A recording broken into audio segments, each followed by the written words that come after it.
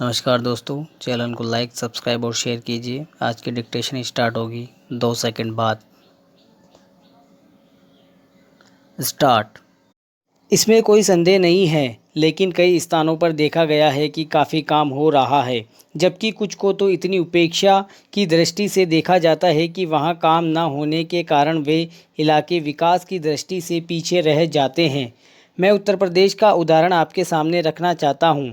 वहां पर चाहे उद्योग धंधों की योजना हो या किसी अन्य विकास के विषय में हो, दूसरे राज्यों की तुलना में वह बहुत कम काम हो रहा है और वह पिछड़ता ही चला जा रहा है।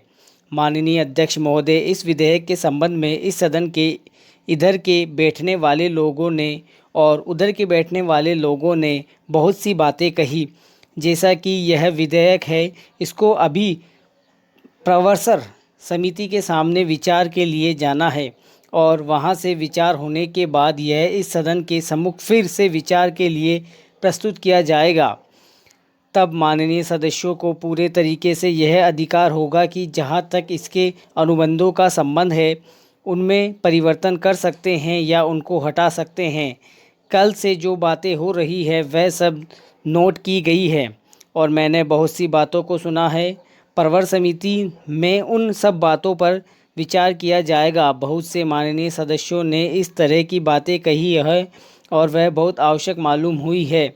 जैसा कि मैंने कहा है कि उन पर विचार किया जाएगा।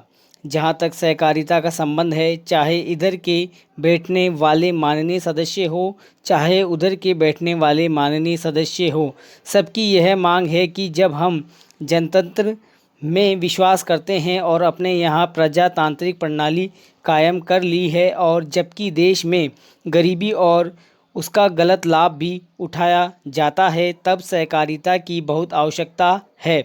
इसको रोकने की आवश्यकता है। यह सभी लोगों की राय है। जहां तक इस सहकारी विधेयक का संबंध है, मैं बहुत से माननीय सदस्यों से बहुत सी बातें इसके संबंध में कही है। मैं सब बातों का विवरण में तो उत्तर नहीं दे सकता हूं, लेकिन मैं खास बातों का उत्तर देने की कोशिश करूंगा। जैसा मैंने अभी कहा, जब हमें अपने वहाँ जनतंत्र कायम किया तो हमने अपने समाज के ढांचे को बदलना पड़ेगा। पैरा। मुझे इस संबंध में एक और बात कहनी है। वह यह है कि मुझे मुख्य आयुक्त के भाषण के अनुसार यह आशा थी कि सरकार मजदूरों की उन्नति के लिए, उत्थान के लिए, उद्योगों के विकास के लिए और गांवों की स्थिति सुधारने के लिए तकनीकी प्रशिक्षण देने का काम करेगी। लेकिन ऐसा ज्ञात होता है कि आर्थिक शक्ति समिति होने के कारण इस और कार्यवाही करने की संभावना नहीं रही। फिर भी मुझे आशा नहीं कि अपितु पूर्ण विश्वास है कि भविष्य में हमारा मंत्रिमंडल इस और अवश्य अविलंब ध्यान देगा। इसी प्रकार से ग्रामीणों की व्यवस्था सुधारने के लिए सरकार घरेलू उद्योग धंधों को भी बढ़ाएगी और अभी तक नहीं के बराबर है। भारत की दृष्टि से कुटीर उद्योग बड़े उद्योगों की अपेक्षा अधिक लाभदायक हैं। पहली बात तो यह है कि भारत एक गरीब देश है और उसके पास इतना पैसा नहीं है कि वह अपने उद्योग धंधों के लिए पर्याप्त संख्या में बड़ी बड़ी मशीनें मंगवा सके। बड़े उद्योगों के लिए बहुत बड़ी बड़ी महंगी मशीनों की आवश्यकता होती है, जबकि कुटीर उद्योग छोटी छोटी और सस्ती मशीनों से चल जाते हैं। कुटीर उद्योगों के लिए ना तो बहुत बड़ी बड़ी इमारतें बनानी पड़ती है और ना ही मशीनें मंगवानी पड़ती है। अतः यह उद्योग छोटे छोटे गांवों में भी प्रारंभ किए जा सकते हैं। कई उद्योग तो इतनी थोड़ी पूंजी से भी शुरू किए जा सकते हैं कि उतनी पूंजी प्राय हर किसी व्यक्ति के पास ही होती है।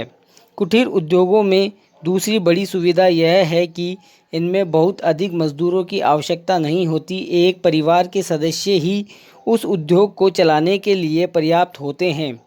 घर में सब सदस्य उस काम में हिस्सा बांट सकते हैं। बड़े उद्योगों में प्रत्येक मजदूर को कोई विशेष कार्य सिखाना होता है और उस काम में कुशलता प्राप्त करने में उसे काफ़ी समय लग जाता है। तीसरी चीज़ जो मैं आपके सामने रखना चाहता हूं वह यह है कि जो विचार और सुझाव आपके सामने प्रस्तुत किए गए हैं वह एक पवित्र, शुद्ध और जनता के प्रांत के हित को ध्यान में रखकर ही प्रस्तुत किए गए हैं। मुझे पूर्ण विश्वास है कि बिना किसी दलगत भावना के शिकार हुए आप उनकी जांच करेंगे और यदि वे जनहित की कसौटी पर खरे उतरे तो उन पर भी कार्यवाही करेंगे। पैरा। वर्तमान वित्त अधिनियम सदन के सामने प्रस्तुत है। इस बिल पर मुझे बोलने के लिए आपने समय दिया, इसके लिए मैं आपका आभारी हूँ। इस समय का एक विशेष महत्व इसलिए भी है कि यह संकट काल में पेश हुआ। चीन ने हमारे सामने हमारे देश पर हमला किया, देश पर संकट आया, राष्ट्र को चुनौती मिली और इस चुनौती को हम सबने स्वीकार किया। जिसके लिए पैसे की आवश्यकता हुई, इसको वित्त मंत्री ने बड़ी कुशलता से देश के अंदर और देश के बाहर से जुटाया। इस बिल का महत्व इसलिए भी है कि हमारी पंचवर्षीय योजना के माध्यम से यह बिल सामने आया है। देश में बड़ी बड़ी योजनाएं अभी अधूरी है और जिन पर पूरा होना देश के लिए बड़ा आवश्यक हो गया है। इसके लिए भी बहुत बड़ी धनराशि चाहिए। देश पर संकट आया और देश जागा। कोने कोने से लोगों ने पैसा और सोना दिया और अपने लड़के तक फौज में दिए। स्टॉप।